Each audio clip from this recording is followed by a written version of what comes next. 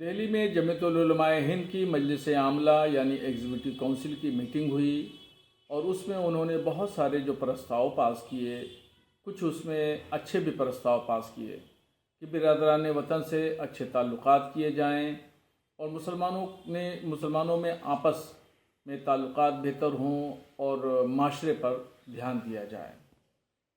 مگر اسی کے ساتھ ساتھ میں انہوں نے مسجدوں کی حفاظت کی بات کہی ہے، تو مسجدوں کی حفاظت کرنے والا تو خدا ہے، اللہ تعالیٰ ہے۔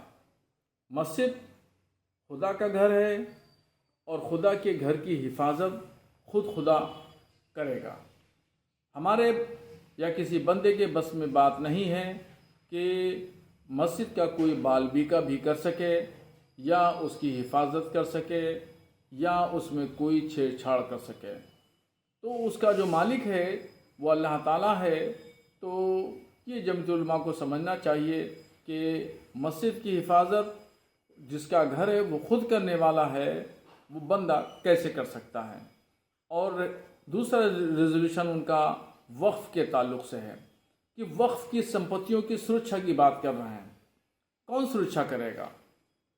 ایک زمانے سے 75 سال ہو گئے وقف میں وقف کی زمینوں کو خرد برد کرتے ہوئے اور کروڑوں کی زمینوں کو کوڑیوں کے بھاؤ بیچتے ہوئے۔ ہمارے بزرگوں نے وقف کو اس لیے نہیں کیا تھا، زمینیں اس لیے نہیں وقف کی تھی کہ ان میں خرد برد کیا جائے اور وقف بھو مافیاؤں سے مل کر کے اس کو بیچا جائے، بلکہ ہمارے بزرگوں نے اس لیے وقف کیا تھا کہ اس کے آمدنی سے غریب لاچار مسلمانوں کی مدد ہو، یتیموں کی سرپرستی ہو، بیواؤں کی کفالت ہو، اس لیے وقف کیا تھا۔ تو جو وقف کا تحفظ کرنے والے جو لوگ ہیں، جو نعرہ لگا رہے ہیں کہ وقف کی ہم حفاظت کریں، وہی دراصل وقف کے خاص دشمن ہیں اور وقف کی سمپتیوں پر ان لوگوں نے قبضہ کر رکھا ہے۔